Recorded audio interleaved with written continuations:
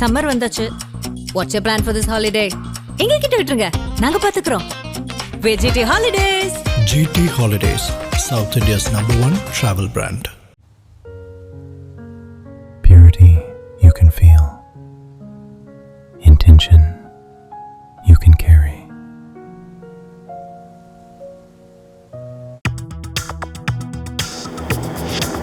Delivering smiles all around the professional careers. Reach us to reach them.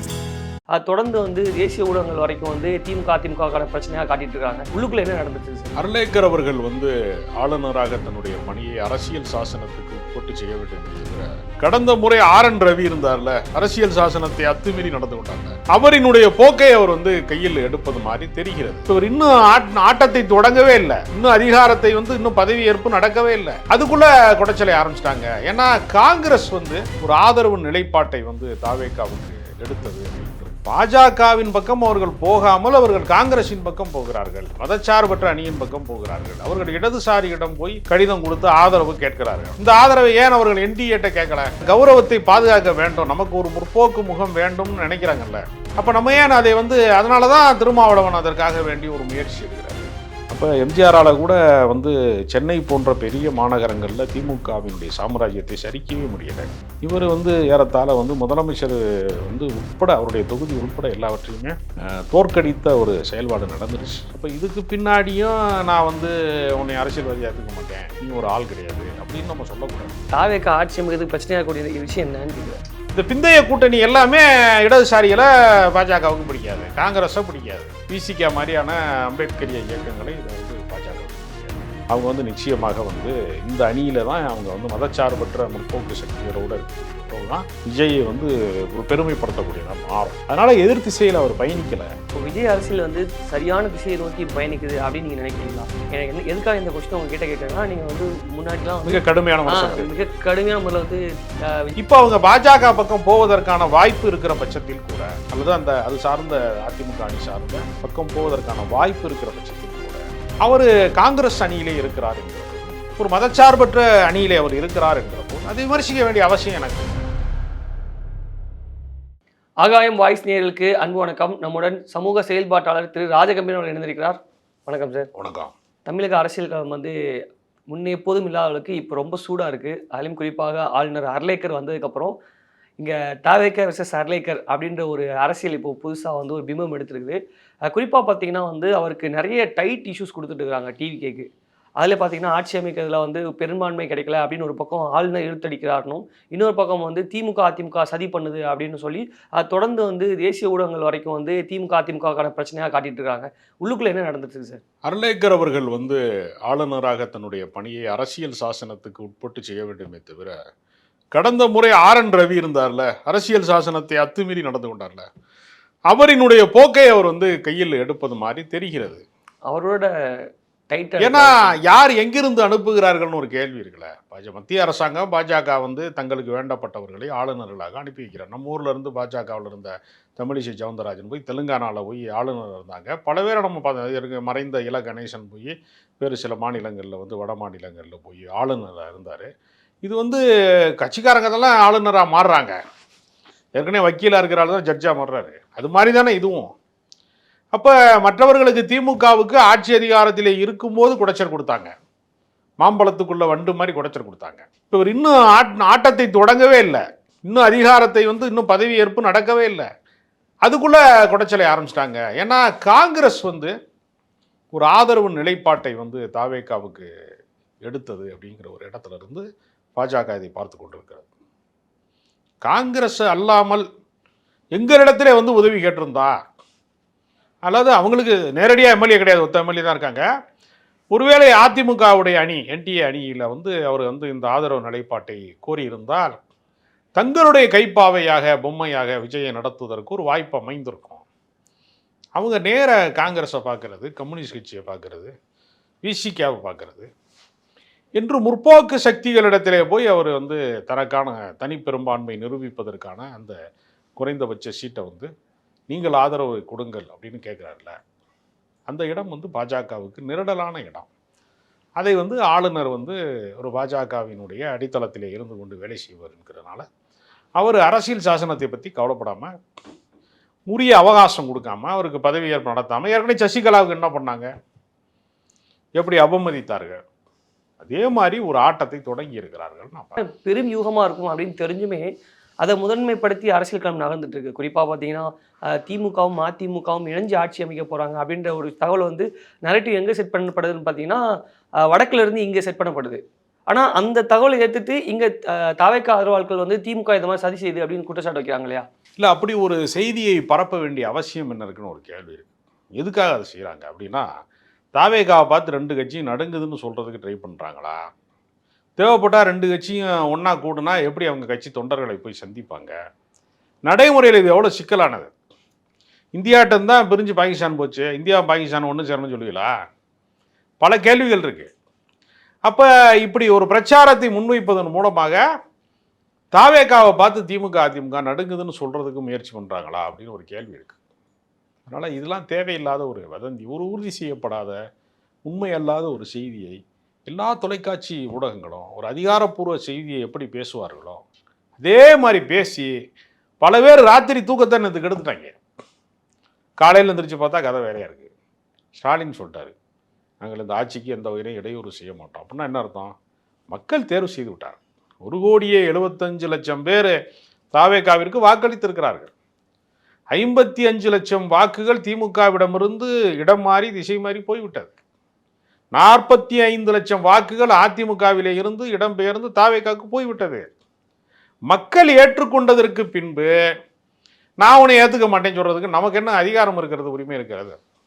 நம்ம வந்து அவருடைய இயக்கத்தை நம்ம விமர்சிப்பது, அவரை விமர்சிப்பது என்பது வேறு. மக்களுடைய அபிமானத்தை நம்ம எப்படி விமர்சிக்க முடியும்? அது விமர்சிக்க வேண்டிய அவசியம் நமக்கு கிடையாது. அவருடைய செயல்பாட்டில் ஏதாவது குறைகள் இருந்தால் விமர்சிக்கலாம். நீங்கள் அவர் முதலமைச்சர் ஆனதே தப்புன்னு எப்படி பேசுவேன்? நீயே அப்படி பேசுவதற்கு யாருக்குமே உரிமை கிடையாது. இது மக்களின் விருப்பம், மக்களின் ஏகோபித்த தீர்ப்பு. அதை செயல்படுத்த வேண்டிய இடத்துல ஆளுநர் இருக்கார். அதுக்கு வந்து இடையூறு செய்ய மாட்டேன்னு இன்றைய எதிர்க்கட்சி தலைவராக வரப்போகிற ஸ்டாலின் சொல்கிறார். அதனால் இது ஒரு ஆரோக்கியமான ஒரு பண்பாட்டு அரசியலின் தொடர்ச்சியாக நான் பார்க்குறேன். தாவேக்காவுக்கு வந்து முழுக்க எதிர்ப்பு அல்லது ப்ரெஷர் எங்கேருந்து வருதுன்னு பார்த்தீங்கன்னா பாஜகவிலேருந்து வருது, டெல்லியிலேருந்து வருதுன்னு எடுத்துக்கலாம். ஆனால் வந்து அதை ஏன் தாவேக்கா நபர்கள் வந்து ஏற்றுக்கொள்ள மறுக்கிறார்கள்? அவர்கள் அரசியலுக்கு புதியவர்கள், அவங்க முதல் முறையாக மைதானத்துக்கு வருகிறார்கள். அப்படி வருகிறவர்கள்ட்ட வந்து நீ ஏன் வந்து பழைய ஆட்ட நாயகனை போல நீ ஏன் செய்யலாம் அப்படின்னு நம்ம கேட்க முடியாது. அவர் இப்போ தான் முதல் முறையாக ப்ரீகேஜியில் சேர்த்துருக்கோம் ஒரு பிள்ளைய. பிஹெச்டி படித்த மாதிரி ஏன் நீ மெச்சூரிட்டியாக கிடையாது? எல்கேஜி பாஸ் பண்ணும்போதே நீ வந்து பிஹெச்டி பாஸ் பண்ண மாதிரி ஏன் நடந்துக்கிட்டு நம்ம கேட்க முடியாது. அவர்கள் அரசியலிலே புதியவர்கள். அவர்கள் யாருமே வந்து தேர்தல் அரசியலையோ கள அரசியலையோ நெடுங்காலம் பார்த்தவர்கள் கிடையாது. அதனால் அவர்களை பொறுத்தவரையில் பாஜகவின் பக்கம் அவர்கள் போகாமல் அவர்கள் காங்கிரஸின் பக்கம் போகிறார்கள், மதச்சார்பற்ற அணியின் பக்கம் போகிறார்கள். அவர்கள் இடதுசாரியிடம் போய் கடிதம் கொடுத்து ஆதரவு கேட்கிறார்கள். இந்த ஆதரவை ஏன் அவர்கள் என்டிஏட்ட கேட்கல? ஏன் எடப்பாடி பழனிசாமிகிட்ட கேட்கல? அப்போ அவர்களுக்கு வந்து அந்த கௌரவத்தை பாதுகாக்க வேண்டும், நமக்கு ஒரு முற்போக்கு முகம் வேண்டும்னு நினைக்கிறாங்கல்ல. அப்போ நம்ம ஏன் அதை வந்து அதனால தான் திருமாவளவன் அதற்காக வேண்டி ஒரு முயற்சி எடுக்கிறாரு. அதனால தான் வந்து இந்திய கம்யூனிஸ்ட் கட்சி, மார்க்சிய கம்யூனிஸ்ட் கட்சிலாம் அதற்கான நிலைப்பாட்டை அவர்கள் எடுக்கிறார்கள். அதனால் இதை வந்து நீங்கள் வந்து இந்த கருத்தியலை நான் பார்க்குறேன். நீங்கள் காங்கிரஸ் வந்து துரோகம் செஞ்சுட்டு போயிடுச்சு அப்படின்னா பல பேர் விமர்சிக்கிறாங்க. அவர்கள் தேர்தலுக்கு முன்பே பொட்டியை கட்டி வச்சுருந்தாங்க. ப. சிதம்பரம், சோனியா காந்திலாம் பேசி இப்போ மூத்த தலைவர்கள்லாம் உரையாடி அந்த அணியை சிதைத்து விட வேண்டாம் அப்படின்னு சொன்னதுனால அவங்க இருந்தாங்க. இப்போ நம்ம வந்து வாக்கு வங்கி நிரூபிக்காத ஒரு விஜய்கிட்ட என்ன இருக்குது, எத்தனை சதவீதம் இருக்குது அப்படிங்கிறத எல்லாரும் யூகத்தின் அடிப்படையில் பேசினாங்க. பல பேர் ஒவ்வொருத்தரும் ஒன்றுன்னு சொல்லிக்கிட்டே இருந்தாங்க. இன்றைக்கு அவருடைய வாக்கு சதவீதம் என்பது எந்த அளவுக்கு உயர்ந்திருக்குன்னா, ஒரு ஆளுகிற அரசாங்கமாக இருக்கக்கூடியவர்களுக்கு அவர்களை விடவும் கூடுதலாக இருக்குது. எம்ஜிஆருக்கு கூட 30% வாக்கு வங்கி தான் இருந்துச்சு முதல் கட்டமாக. அப்புறம் கூட்டணிலாம் வந்து சேர்த்து தான் அந்த 30%. இவருக்கு அப்படி இல்லை, கூட்டணியே இல்லாமல் 34% கடந்துட்டார் இவர். அப்போ எம்ஜிஆரால் கூட வந்து சென்னை போன்ற பெரிய மாநகரங்களில் திமுகவினுடைய சாம்ராஜ்யத்தை சரிக்கவே முடியலை. இவர் வந்து ஏறத்தாழ வந்து முதலமைச்சர் வந்து உட்பட அவருடைய தொகுதி உட்பட எல்லாவற்றையுமே தோற்கடித்த ஒரு செயல்பாடு நடந்துருச்சு. அப்போ இதுக்கு பின்னாடியும் நான் வந்து உன்னை அரசியல்வாதியாக ஏற்றுக்க மாட்டேன், நீ ஒரு ஆள் கிடையாது அப்படின்னு நம்ம சொல்லக்கூடாது. அது முறை அல்லது ஜனநாயக பண்பு இல்லை. மக்கள் ஏற்றுக்கொண்டால் மக்களுடைய உணர்வுகளுக்கு மதிப்பளித்து அவங்க ஆட்சி பொறுப்பை ஏற்க வேண்டும். அந்த ஆட்சியின் வழியாக அவர்கள் வந்து சிறப்பாக செயல்பட்டால் நம்ம பாராட்டுவோம், செயல்பாடு மோசமாக இருக்குன்னா நம்ம விமர்சிப்போம். அப்படி தான் ஜனநாயகத்தில் எடுத்துக்கொள்ள முடியுமே தவிர நீ வரவே கூடாது. தாவேக்கா ஆட்சி அமைக்கிறதுக்கு பிரச்சனையாக கூடிய விஷயம் என்னன்னு கேட்குறேன். காங்கிரஸ் தான் பிரச்சனை, வேற என்ன பிரச்சனை இருக்குதுல்ல? காங்கிரஸ் கம்யூனிஸ்ட் கட்சியெல்லாம் கூட வச்சுக்கிட்டு இந்த பூனையை கட்டி ஜானம் பார்க்குறேன்னு சொல்லுவாங்கல்ல, அது மாதிரி கூட இருக்கக்கூடிய தோழமை, ஏதாவது தேர்தலுக்கு பிந்தைய கூட்டணின்னு வச்சுக்கோங்களேன். நான் எளிமையாக சொல்கிறேன், தேர்தலுக்கு முந்தைய கூட்டணி அவரால் அமைக்க முடியல, பிந்தைய கூட்டணி அமைச்சிருக்கிறார்ல. இந்த பிந்தைய கூட்டணி எல்லாமே இடதுசாரிகளை பாஜகவுக்கு பிடிக்காது, காங்கிரஸை பிடிக்காது. விசிகா மாதிரியான அம்பேத்கரிய இயக்கங்களை இதை வந்து பாஜகவுக்கு பிடிக்காது. இப்போ அவங்களுடைய கொள்கை எதிரிகளை கூட வைத்திருக்கிறார். அதுதான் பிரச்சனைக்கு அடிப்படை, வேறு ஒரு அடிப்படை இல்லை. நேராக அமித்ஷாவை போய் பார்த்து என்டிஏ கூட்டணி சார்பாக அதிமுகவில் இருக்கிறவங்கெல்லாம் எனக்கு வந்து ஆதரவு கொடுக்கணும் அப்படின்னு பேசினாங்கன்னா அவர் வந்து சிறந்த தலைவராக அவரை வந்து பாஜக ஏற்றுக்கொள்ளும். ஆட்சி அமைக்கிறதுக்கு பாமக ஆதரவு தர ரெடியாக தானே இருக்குது சார். ஒருவேளை பாமக ஆதரவு கொடுத்தா அமித்ஷாவோ அல்லது மோடியோ பாமகவுக்கு எந்த மாதிரி அழுத்தத்தை கொடுப்பாங்க? இல்லை, பாமக ஏற்கனவே அழுத்தத்தில் இருந்ததுனால தான் பாஜகவில் இருக்குது. வெளியில் வரதுக்கு வாய்ப்பு இல்லை. அவங்களுக்கு வழக்கு இருக்குது, சிபிஐ வழக்கு இருக்குது, அவங்களுக்கு வேறு நெருக்கடிகள் இருக்குன்னு தான் அவங்க பாஜகலையே இருக்காங்க. ஏன்னா இந்த மருத்துவருக்கும் வந்து ஒரு மகனுக்குமான சண்டையிலேயே பாஜகவுக்கு பங்கு இருக்குன்னு தான் குற்றச்சாட்டே ஏற்கனவே இருக்குது. அதனால் பாட்டாளி மக்கள் கட்சி ஆதரவு நிலைப்பாடு தெரிவித்தால் விசிகா விளைக்கிறோம். ஆதவர்ஜனா போன்றவர்கள்லாம் ஏற்கனவே விசிகாவிலே வந்து செயல்பட்டவர்கள், அங்கு வந்து களத்தில் இருந்தவர்கள், அந்த மாதிரி ஆட்கள்லாம் கூட இருக்கும்போது பாமகவை வந்து அவர்கள் எப்படி வந்து அனுமதிப்பதற்கு பாதை போட்டு தருவார்கள்னு ஒரு கேள்வி இருக்குல்ல. யார் கட்சியை வந்து வழிநடத்தக்கூடிய அல்ல செயல்படுத்தக்கூடிய இடத்துல இருக்கிறார்கள் என்கிற ஒரு கேள்வி இருக்குது. முதலமைச்சருக்கான பாதுகாப்பு விஷயங்கள் வந்து விஜய்க்கு உடனே வழங்கப்படுது. திடீர்னு பார்த்தீங்கன்னா நைட்டோட நைட்டாக அதெல்லாம் வந்து வாபஸ் வாங்குறாங்க. ஒரு பக்கத்தில் வந்து அர்லேக்கர் நீங்கள் யாரை கேட்டு வந்து அந்த இதை கொடுத்தீங்க, அந்த அந்தஸ்தை கொடுத்தீங்க அப்படின்னு சொல்லிட்டு அதிகாரிகளை திட்டுறாரு அப்படின்ற ஒரு தகவல் வருது. இப்போ என்ன சார் நடந்துட்டு இருக்கு? விஜய் வந்து ஆட்சி அமைக்க சான்சஸ் இருக்கா இல்லையா? விஜய் நிச்சயமாக ஆட்சி அமைப்பார், அதில் எனக்கு எந்த சந்தேகமும் கிடையாது. அவரை வந்து அவர் ஆட்சி அமைப்பதற்கு இடதுசாரிகள் விசிகா காங்கிரஸ் வந்து காத்திருப்பதை போல, ஆதரவு தருவதற்கு தயாராக இருப்பதை போலவே அதிமுகவிலேயும் சிவி சண்முகம் தலைமையில் ஒரு டீம் நம்ம அங்கிட்டு போயிட்டோம்னா நம்ம அமைச்சராகிடலாம் அப்படின்னு அவங்களும் ஆசைப்படுறாங்க. நீங்கள் லீமா ரோஸுங்கிறவங்க வந்து ஒரு முக்கியமான சட்டமன்ற உறுப்பினராக வெற்றி பெற்றிருக்காங்க அதிமுகவில். தெரியும், மார்ட்டினுடைய மனைவி, இவருக்கு மாமியாவாக இருக்கிறவங்க. அப்போ அந்த பக்கம் வந்து ஒரு டீம் ரெடியாக இருக்குது. ஆனால் நீங்கள் வந்து அதிமுக தயவை விடவும் உங்களுக்கு காங்கிரஸ் விசிகா கம்யூனிஸ்ட் தயவு என்பது அவர்களுக்கு ஒரு மரியாதையை தரும். இப்போ நீங்கள் வந்து இந்த ஆட்சி வந்து ஒரு பிற்போக்குத்தனமான ஆட்சியா, வலதுசாரிகள் கையில் இருக்கிற ஆட்சியா, ஜாதியவாதிகள் கையில் இருக்கிற ஆட்சியா, யாரோட கையில் இருக்கிற ஆட்சி அப்படின்னு சொல்கிறதுக்கான ரிமோட் கண்ட்ரோல் இருக்குல்ல, அது விசிகா தலைவர்கிட்ட அந்த ரிமோட் கண்ட்ரோல் இருக்குது அப்படின்னா, காங்கிரஸ் கையில் அந்த ரிமோட் கண்ட்ரோல் இருக்குன்னா இந்த கட்சிக்கு ஒரு மரியாதை கிடைக்கும். நான் சின்ன பிள்ளைங்க வெள்ளாமல் வீடு வந்து சேராதுன்னு சொல்லுவாங்க. அதனால் இந்த அரசியல் வந்து அவங்களுக்கு ஒரு நல்ல நன்மதிப்பை பெறத்தக்க அரசியலாக மாறணும் அப்படின்னா அவங்க வந்து நிச்சயமாக வந்து இந்த அணியில் தான் அவங்க வந்து மதச்சார்பற்ற முற்போக்கு சக்திகளோடு இருக்கக்கூடிய உறவு தான் விஜயை வந்து ஒரு பெருமைப்படுத்தக்கூடியதாக மாறும். அதனால் எதிர் திசையில் அவர் பயணிக்கலை அப்படிங்கிறது ஒரு சரியான அரசியல் முடிவு. ஏன்னா ராமதாஸ் போன்றவர்கள், சசிகலா போன்றவர்கள்லாம் வந்து இந்த தாவேகா கூட்டணியிலே முன்கூட்டி இணைவதற்கு ஒரு பேச்சுவார்த்தை நடந்திருக்கிறது. அந்த பேச்சுவார்த்தையில் வந்து அது வேண்டாம், சாதியவாத ஊழல் வழக்கிலே தண்டிக்கப்பட்டவர்களெல்லாம் நம்ம இணைத்ததன் மூலமாக கட்சிக்கு நற்பெயர் இல்லாமல் போயிடும் என்று தாவேகா தரப்பிலே மறுத்ததாக எனக்கு ஒரு தகவல் வருது. அப்போ இது மாதிரி சில விஷயங்கள்லாம் அவங்க கொஞ்சம் கவனமாக இருக்க முயற்சி செய்கிறாங்க. இப்போ விஜய் அரசியல் வந்து சரியான திசையை நோக்கி பயணிக்குது அப்படின்னு நீங்கள் நினைக்கிறீங்களா? எனக்கு எதுக்காக இந்த கொஸ்டின் உங்ககிட்ட கேட்குறேன்னா, நீங்கள் வந்து முன்னாடிலாம் மிக கடுமையான முறையில் வந்து விஜய் எனக்கு வந்து என்னென்னா, அவர் கட்சி தொடங்கிய நாளிலே இருந்து ஒரு அமைப்பை வந்து செம்மையாக நடத்தவில்லை, சிறப்பாக நடத்தவில்லை, கூட்டங்களை ஒழுங்குபடுத்தவில்லை, வந்து உயிர் பலி ஆனதற்கெல்லாம் பொறுப்பேற்றுக் கொள்ளவில்லை, ஒழுங்கின்மை அவர்களுடைய கூட்டத்திலே ஒரு தொடர் நடவடிக்கையாக இருந்தது என்கிற அடிப்படையில் நான் விமர்சித்தேன். ஒன்று. ரெண்டாவது, அவங்க வந்து பாஜக பின்புலத்திலே இயங்குகிறார்கள் என்று இன்றைக்கு அந்த கூட்டணியை வழிநடத்தி கொண்டிருக்கிற திருமாவளவனை குற்றச்சாட்டு சொன்னார். பாஜக பெற்ற ஒரு குழந்தை தான் வந்து தாவேகா என்று கூட விமர்சனத்தை கடுமையாக வச்சாங்க. அது போன்ற விமர்சனங்களை வந்து நான் வந்து அதை வந்து முழுமையாக ஏற்றுக்கொண்டு நான் விமர்சனத்தை முன்வைத்தேன்.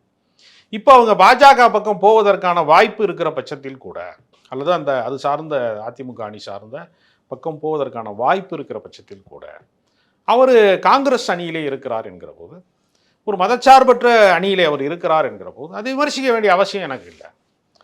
எது கண் முன்னால் நிகழ்கிறதோ அந்த நடைமுறையைத்தான் ஏற்க முடியுமே தவிர வெறும் யூகங்களை மட்டுமே வைத்துக்கொண்டு நம்ம அதை விமர்சிக்க வேண்டிய அவசியம் இல்லை. ஏன்னா நம்ம கடந்த காலத்தில் மக்கள் நீதி மையத்தை பாஜக பி டீம் என்று தான் விமர்சனம் வந்தது. ஆனால் அவர் பாஜகவுடைய இருக்காரு, இந்தியா கூட்டணியில் இருக்கிறாரு.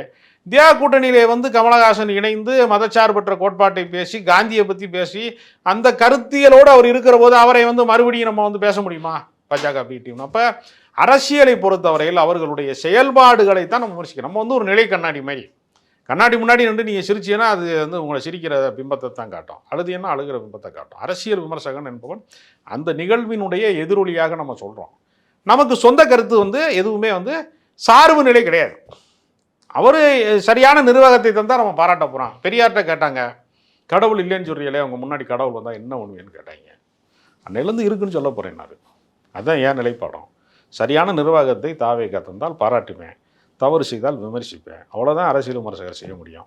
அதனால் ஒட்டுமொத்தமாக கண்மூடித்தனமாக எதிர்ப்பது அல்லது கண்மூடித்தனமாக ஆதரிப்பது என்கிற இரண்டு ஒரு மோசமான இரட்டை நிலைப்பாட்டை நம்ம மேற்கொள்ள வேண்டிய அவசியம் இல்லை. மக்களுடைய ஏகோபித்த ஆதரவு ஒரு கட்சிக்கு வழங்கப்படுகிற போது ஓட்டு போட்ட 1,75,00,000 பேரையும் முட்டாளு, தற்கூரி, தருதலைன்னு சொல்ல முடியாது நான். ஏன்னா எல்லாருக்கும் அறிவு இருக்குது. அவருடைய கட்சிக்காரர்களுடைய நடவடிக்கை மீது எனக்கு அதிருப்தி இருந்தது. மரத்து மேலே ஏறி குதிச்சா நான் திட்டுனேன்.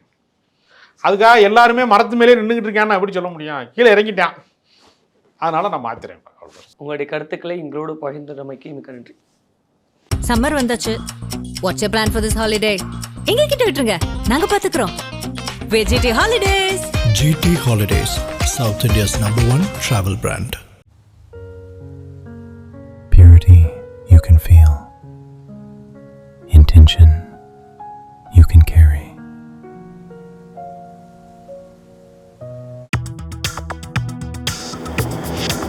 Delivering smiles all around, the professional careers. Reach us to reach them.